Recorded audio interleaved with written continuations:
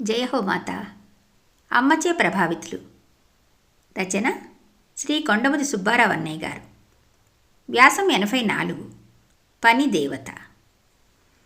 యం హిన వ్యధయంతేతే పురుషం పురుషర్షభ సమదుఃఖ సుఖం ధీరం సోమృతత్వాయ కల్పతే. నాసతే విద్యతే భావో నా భావో విద్యతే సతః ఉభయోరపి దృష్టోంతః త్వనయోస్త్వత్వదర్శిభిః. అవినాశితు తద్విద్ధి ఏన సర్వమిదం తతం వినాశమవ్యయస్యాస్య న కశ్చిత్ కర్తుమర్హతి. గీత 2వ అధ్యాయం 15, 16, 17 శ్లోకాలు. పురుషవర్య, శీతోష్ణ సుఖదుఖాదులు ఎవడిని బాధించవో అట్లాంటి ధీరుడే ముక్తికి అర్హుడు. లేనిది ఎప్పటికీ ఉండదు, ఉన్నది ఎప్పటికీ లేకపోదు. ఈ రెండింటి నిర్ణయం తత్వజ్ఞులకే తెలుస్తుంది. ఈ విశ్వమంతటా వ్యాపించి ఉన్న ఆత్మవస్తువు నాశనం లేనిది, దానినెవరూ అంతం చేయలేరు. అవి సోవియట్ రష్యాలో సోషలిస్టు విధానాలు, సమిష్టి వ్యవసాయం, సామూహిక కార్యకలాపాలు ప్రపంచాన్ని చుట్టుముడుతున్న సమయం. ఆ విధానాలు విజయవంతమైనవిగా అందరూ అంగీకరిస్తున్న వేళ జిల్లెలమూడిలో అమ్మ సామూహిక వ్యవసాయం సహకారం కాకపోయినా ఎవరి పొలం పనులు ఆ కుటుంబీకులు చేసుకునే సత్సంప్రదాయం మరలా అమలులోకి తెచ్చింది. అమ్మ సంస్థకు ఉన్న 10-15 ఎకరాల భూమి వ్యవసాయము సామూహికంగా స్వయంగా చేసుకునేవారు. ఆ సమూహంలో ప్రధాన పాత్ర సోదరి పోతుకూచి రమణక్కయ్యది. పోతుకూచి సోదరిమణులు రమణ, సావిత్రి, ఝాన్సీ అక్కయ్యలు, లంకా సోదరి ద్వయం సుందరమ్మ, జయమ్మ అక్కయ్యలు గుంపులో ముందుండేవారు. అమ్మను చూడవచ్చిన అన్నయ్యలు, అక్కయ్యలు వాళ్ళ ఇళ్లల్లో ఇటు పూచికపుల్ల అటు పెట్టని వారు కూడా వారితో బయలుదేరేవారు. అది ముమ్మాటికి రమణక్కయ్య ఇచ్చే ప్రోత్సాహమే. రమణక్కయ్య పని రాక్షసి అనే పదానికి నిలువెత్తు సజీవ సాక్ష్యంగా నిలిచేది. పోనీ పని దేవత అందాం. మగ పని, ఆడపని అని తేడా లేదు. సులువైన పని, కష్టమైన పని అనే తేడా లేదు. ఏ పనైనా ఆమెకు సులభ సాధ్యం. ఆమె ప్రక్కవారిని కూడా తనతో పాటు అలా పని చేయించగలదు. అప్పుడెప్పుడో భోజరాజు మొహం చూస్తే కవిత్వం వచ్చేదట. అలా అక్కయ్య గాలి తగిలితే ఎంత పనైనా దూదిపింజంత తేలికయ్యేది. పని నుండి తిరిగి రాగానే అమ్మ ఆదరణతో ఆనాటి శ్రమంతా మటుమాయమై మళ్ళీ మరునాడు పనికి సమాయత్తమయ్యేవారు. రమణక్కయ్య వాళ్ళు శ్రీ పోతుకుచి సాగరం గారు, స్వరాజ్యలక్ష్మి అక్కయ్య దంపతుల సంతానం. సాగరం గారు బాపట్లలో పెద్ద ధనవంతులలో ఒకరు. పెద్ద వస్త్ర దుకాణం. మంచితనమే బంధమయ్యి ముందుకు వెళ్ళటానికి అవరోధమైంది. అందరూ అప్పులు పెట్టి మాయం కావటంతో అతి మంచితనం ధనలక్ష్మికి ఆగ్రహం కలిగించి మొహం చాటు చేసింది. ఎవరు ఆగ్రహించినా ఆదరించే మన అందరమ్మ వారిని అక్కున చేర్చుకున్నది. శ్రీమతి రాజ్యలక్ష్మమ్మ అక్కయ్య ప్రఖ్యాత స్వామి సీతారాం గారి కుమార్తె. ఆయన స్వాతంత్ర సమరయోధులు. ఆంధ్ర రాష్ట్ర ఉద్యమంలో 60 రోజులు పైగా నిరాహార దీక్ష చేశారు. స్వామి సీతారాం గారు రేపల్ల దగ్గర కావూరులో వినయాశ్రమం స్థాపించి ఉద్యమ కాలంలో ఉద్యమ కేంద్ర బిందువు చేశారు. గాంధీగారిని కూడా ఆకర్షించి తన ఆశ్రమంకు రప్పించారు ఆయన. అలాంటి రాజ్యలక్ష్మమ్మ అక్కయ్య ఉన్నంతలో ఒదిగిపోయి ఆ ఒదగటమే మహాభాగ్యంగా అఖండ ఐశ్వర్యం అదృశ్యమైన ఆవగింజంత అసంతృప్తి లేకుండా జీవితం గడిపేది. అన్నపూర్ణాలయంలో పనుల దగ్గర నుండి అంది వచ్చిన అన్ని పనులలో సహకరించేది. రాజ్యలక్ష్మమ్మ అక్కయ్య అనగానే నాకు గుర్తుకొచ్చేది పెళ్ళిళ్ళలో వియ్యాల వారిని ఆట పట్టిస్తూ పాడే బూజంబంతి పాటలు. అవి గుర్తుకు వస్తే అవి మస్తిష్కం నుండి వీణులకు చేరి అమృత వర్షం కురిపిస్తున్నాయి.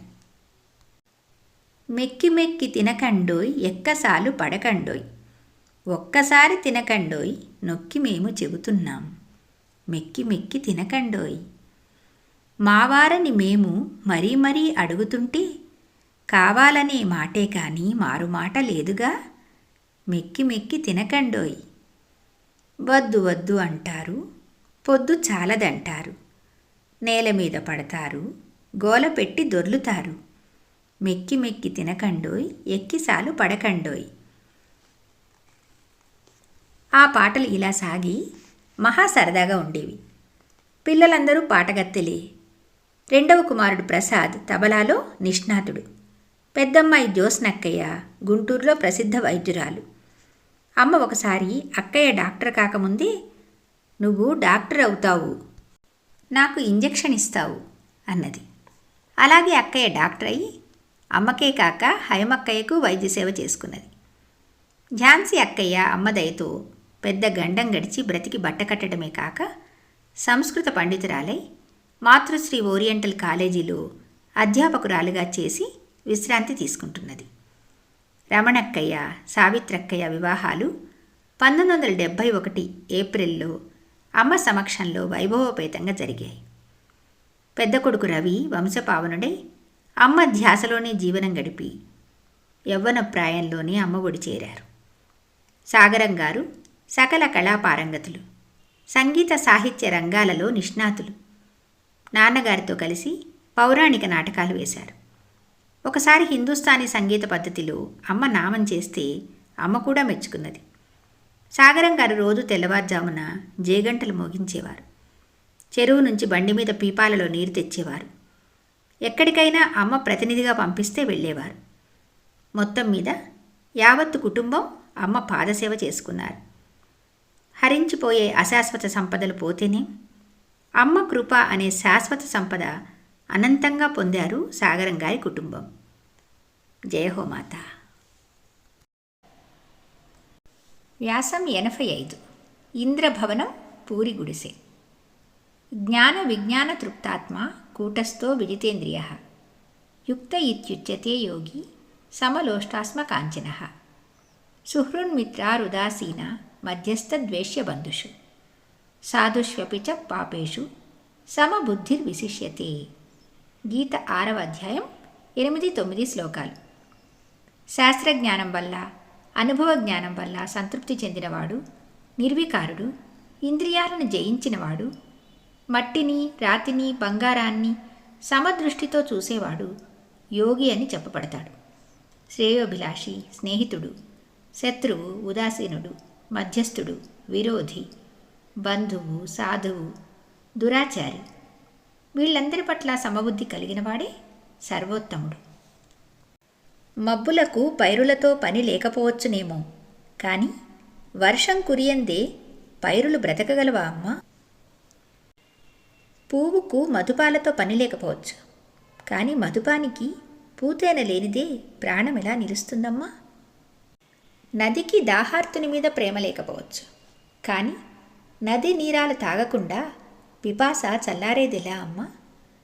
నీకు నాతో పని లేకపోవచ్చు, కానీ నిన్ను ప్రేమించనిదే నీవు లేనిదే నా బ్రతుకుకు అర్థమేముంటుందమ్మా?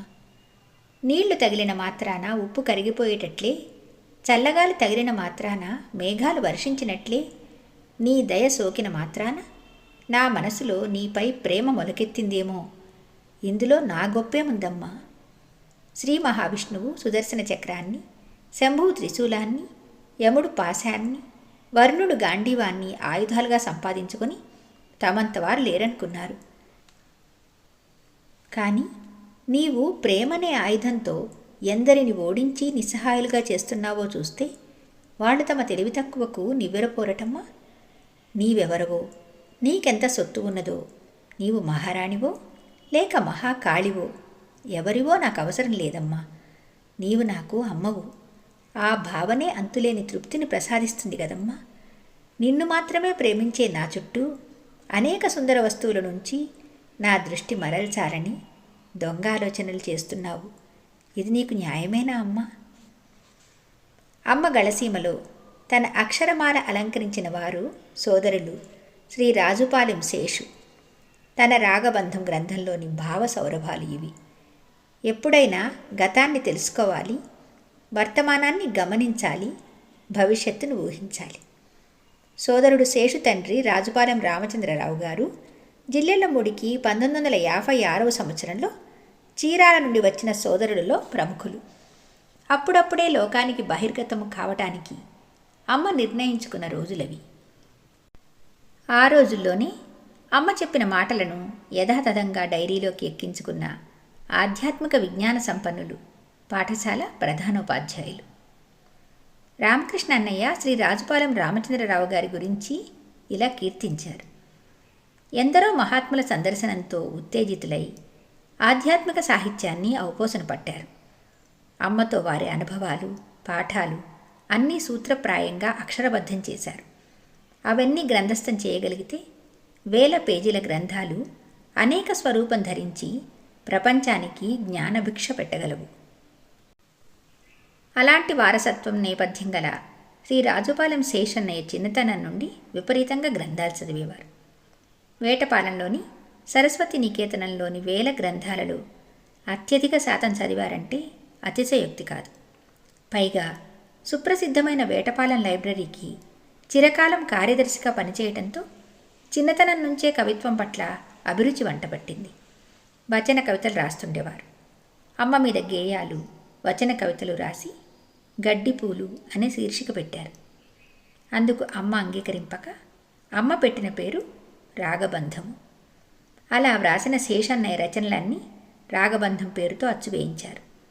అందువల్ల రాగబంధం శేషు అనే పేరు రాజుపాలెం శేషన్నయ్యకు స్థిరపడిపోయింది. 1958లో అమ్మ వద్దకు మొదటిసారి వచ్చి అమ్మతో క్యారం బోర్డు, టేబుల్ టెన్నిస్, వైకుంఠపాళి ఆడిన రోజులున్నాయి. అమ్మ మంచం పక్కన మంచం కింద పడుకున్న వారిలో శ్రీ శేషన్నయ్య కూడా ఒకరు. ఆ రోజుల్లో వచ్చే కొద్దిమంది సోదరీ సోదరులతో హైమక్కయ్య చాలా సన్నిహితంగా మెలిగేది. శ్రీ శేషన్నయ్యను అన్నయ్య అని పిలిచేది. తనకు ఆడపడుచులు లేకపోవడంతో శేషన్నయ్య కూడా హైమక్కయ్యను సొంత చెల్లెలుగా చూసుకునేవాడు. రవి అన్నయ్య అంటే కూడా బాగా సన్నిహితంగా ఉండేవారు. ఒకసారి శేషన్నయ్యకు చదువుకునే రోజులలో పరీక్షల ముందు మసూచి సోకింది. భయంకరంగా, చివరికి ఉంటాడో ఉండడో అన్నంత భయం ఏర్పడగా హైమక్కయ్య అన్నయ్యను బతికించమ్మా అని అమ్మను వేడుకున్నది. అమ్మ ఆ మాటను ఆలకించింది. శేషన్నయ్యను బతికించింది. ఆ ఒక్కసారే కాదు, 3 సార్లు ప్రాణదానం చేసింది. ఏఎంఐఏ ఇంజనీరింగ్ డిప్లొమా చేశారు. ఆంగ్ల భాషలో ఎంఏ డిగ్రీ సాధించి బంగారు పథకాన్ని అందుకున్నారు. బిఈడి చదివారు. అయినా వేటపాలెం మీద, సరస్వతి నికేతనం మీద మమకారంతో వేటపాలెం వదలక అక్కడే ఉపాధ్యాయునిగా చేరి ఆంగ్లోపన్యాసకునిగా కాలేజీలో ఉద్యోగం చేశారు. అతని తెలివితేటలు, విజ్ఞానాన్ని చూసి విద్యార్థులు వాకింగ్ లైబ్రరీ అని, వాకింగ్ ఎన్సైక్లోపీడియా అని, పరిపూర్ణ భారతీయుడని పిలిచేవారు. అమ్మ శేషు అన్నయ్యకు ఎన్నో అనుభవాలు ఇచ్చింది. క్షేత్రశుద్ధి ఉంటేనేగా విత్తనాలు నాటేది. పరిశుద్ధ క్షేత్రం అన్నయ్య మనోక్షేత్రం. ఒకసారి అమ్మ మంచం చుట్టూ సోదరులు పడుకొని ఉన్నారు. అందులో శేషన్నయ్య కూడా ఉన్నాడు. ఒక రాత్రి వేళ శేషన్నయ్యకు మెలకువ వచ్చి అమ్మ వైపు చూశాడు. అమ్మ మంచం పైన లేదు. కాలువ వద్ద ఎంతో దూరాన ఉన్న అమ్మ 1-2 సెకండ్లలో గాలిలో తేలుతూ మంచం దాకా వచ్చి ఆలయాలు ఉన్న వైపుకు వెళుతూ కనిపించింది. ఆ అద్భుతానికి అచ్చెరు పొందాడు. శేషన్నయ్య అదృష్టవంతుడు. అమ్మ మంచం ప్రక్కన పడుకునే అదృష్టవంతులైన కొద్ది మందిలో ఒకడు. అమ్మ ఎన్ని అనుభూతులు ప్రసాదించిందో. అమ్మ ప్రేమకు నిండుగా నోచుకున్నాడు శేషన్నయ్య. ఎన్ని దర్శనాలు, ఎన్ని నిదర్శనాలు హృదయంలో నింపుకున్నాడు. లోకంలో అందరిలా బయటకు చూడటమే కాక అంతర్నేత్రంతో లోపలికి చూసుకునే తత్వాన్ని అలవర్చుకున్నాడు. అమ్మవారు అంతర్ముఖ సమారాధ్య, బహిర్ముఖ సుదుర్లభ కదా. సహజ సిద్ధంగా మొహమాటస్తులు, బిడియపడే స్వభావం గల శేషన్నయ్య ఎవరో కొద్దిమంది సన్నిహితులతో తప్ప కలివిడిగా ఉండేవాడు కాదు. అందుకే అమ్మతో, హైమక్కయ్యతో సాన్నిహిత్యాన్ని పెంచుకున్నారు. అలాగే సర్వచైతన్యమూర్తి అయిన అమ్మతో చనువుగా ఉండగలిగారు. అమ్మకు సర్వ సమర్పణం చేసుకున్నాడు. అమ్మ పెట్టిన కమ్మని అన్నపు ముద్దలు తిన్నారు. కమ్మని కవిత్వం అమ్మకు వినిపించారు. అమ్మకు కూడా శేషన్నయ్య కవిత్వం అంటే మహా ఇష్టంగా ఉండేది. ఎంత ఇష్టమంటే తనకు వినాలనిపించినప్పుడల్లా రామకృష్ణ అన్నయ్య చేత చదివించుకునేది. గమనించదగ్గ విషయం, రామకృష్ణ అన్నయ్య కవితలు రక్తాక్షరాలు, దేవుడి గెలుపు శ్రీ పిఎస్ఆర్ అన్నయ్య చేత చదివించుకుని వినేది. అలాగే రామకృష్ణ అన్నయ్య చేత శేషన్నయ్య గేయాలు చదివించుకునేది. సోదరభావం పెంపొందించేందుకేమో. అదృష్టవశాత్తు ఇంటికి వచ్చిన వారిని ఆత్మీయతతో ఆదరించి పెట్టుపోతుల విషయంలో చెప్పకుండానే భర్త భావం గ్రహించి ఆచరించే గృహిణిగా అనుకూలవతి అయిన భార్య పద్మక్కయ్య అన్నయ్యకు లభ్యమైంది. తండ్రి ఆరోగ్యం కోసం లక్షలు కోట్లైనా ఖర్చు చేయడానికి సిద్ధపడ్డ యోగ్యులైన కుమారులు రాహుల్ కిరణ్లను శేషన్నయ్య పొందగలగడం అమ్మ అనుగ్రహానికి సజీవ నిదర్శనం. 1942 నవంబర్లో పుట్టిన శేషన్నయ్య 72 వయస్సులో జూన్ 2015న అమ్మలో లీనమైనారు. అందరికీ సుగతిని ప్రసాదించే అమ్మ శేషన్నయ్యకి ఉత్తమ లోకాల నివాసం ప్రసాదిస్తుందనడంలో సందేహం లేదు. అయితే నాకొక సందేహం. జిల్లెలముడి వదిలి వెళ్లాల్సి వచ్చినప్పుడల్లా ఇలా ఆవేదన వ్యక్తపరిచేవాడు అన్నయ్య. రక్తగత కవి కదా. ఇంద్రభవనంలో ఉండి వచ్చాక పూరి గుడిసే కంటికి నచ్చుతుందా? అమృతం తాగిన తర్వాత కొబ్బరి నీళ్లు రుచనిపిస్తాయా? అలాగే నీ దగ్గర నుంచి వచ్చాక నేనంటే నాకెంత అసహ్యంగా ఉందో. మరి ఆలోక నివాసం నచ్చుతుందా? అమృతం రుచిస్తుందా? ఏమో, అమ్మ ప్రక్కన ఉంటే ఈ సమస్య రాదేమో. జయహోమాత. వ్యాసం 86. అందరికీ తృప్తిగా పెట్టడమే అమ్మ సేవ.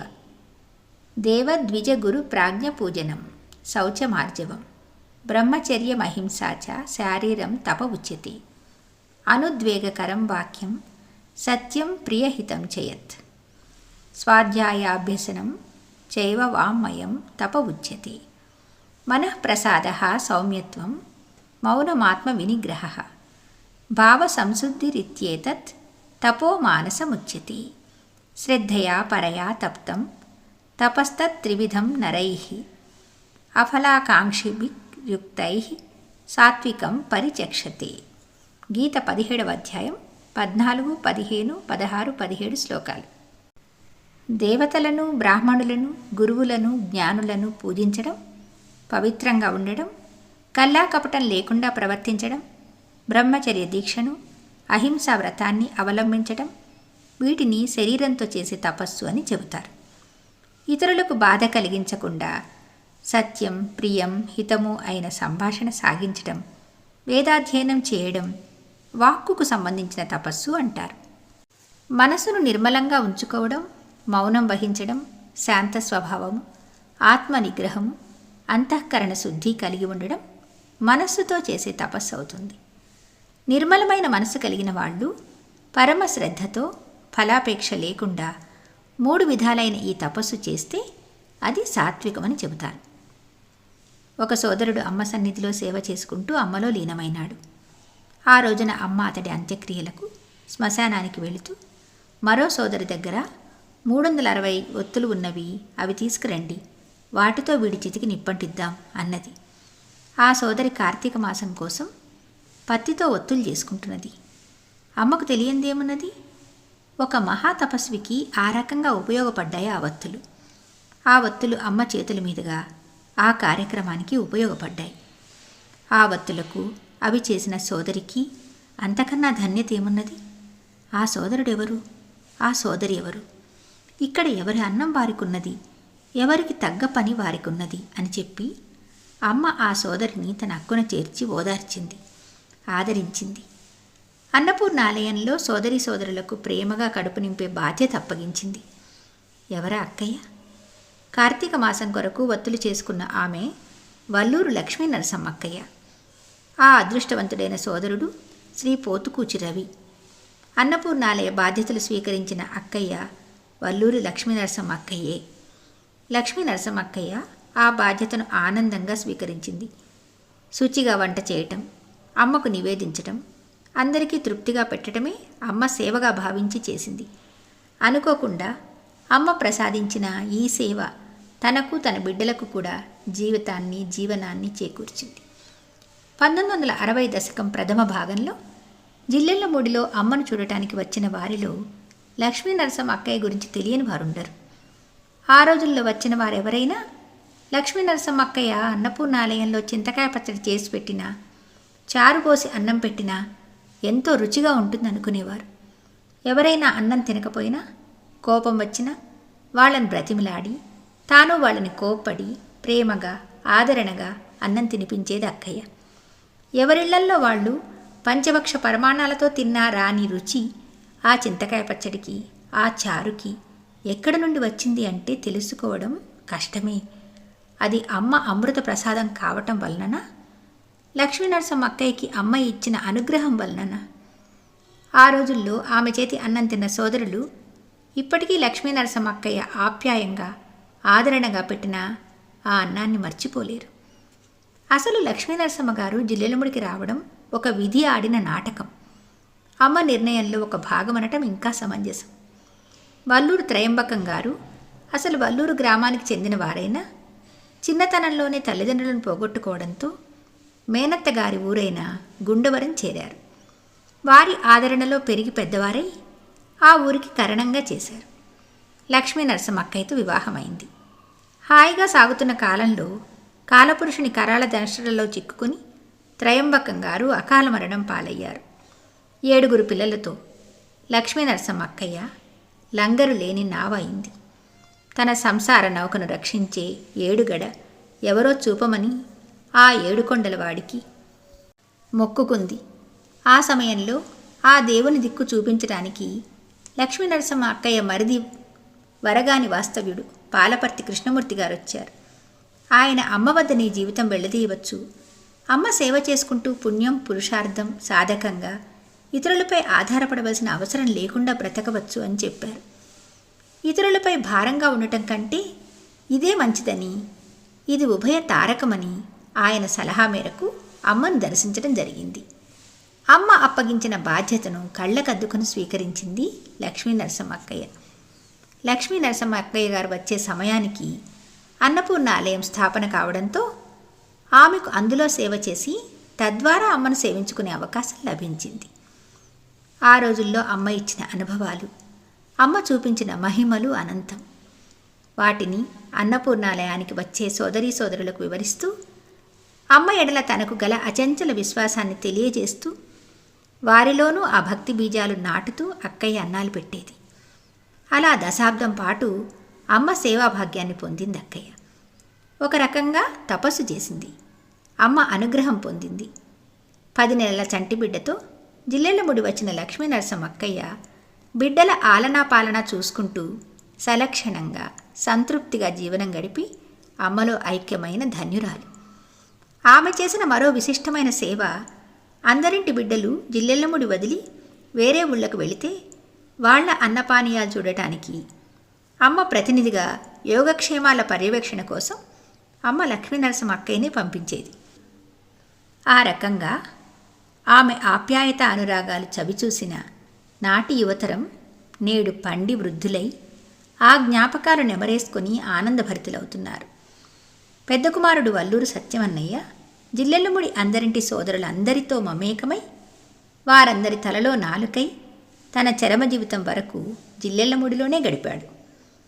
మనవడు త్రయంబకం మాతృశ్రీ ఓరియంటల్ కళాశాలలోనే అధ్యాపకుడై కాలేజీ విద్యార్థులను ముందుండి నడిపిస్తూ వాళ్లకు మార్గదర్శకత్వం వహిస్తూ అమ్మ సేవలో తరిస్తూ ఉన్నాడు. జయ హో మాతా.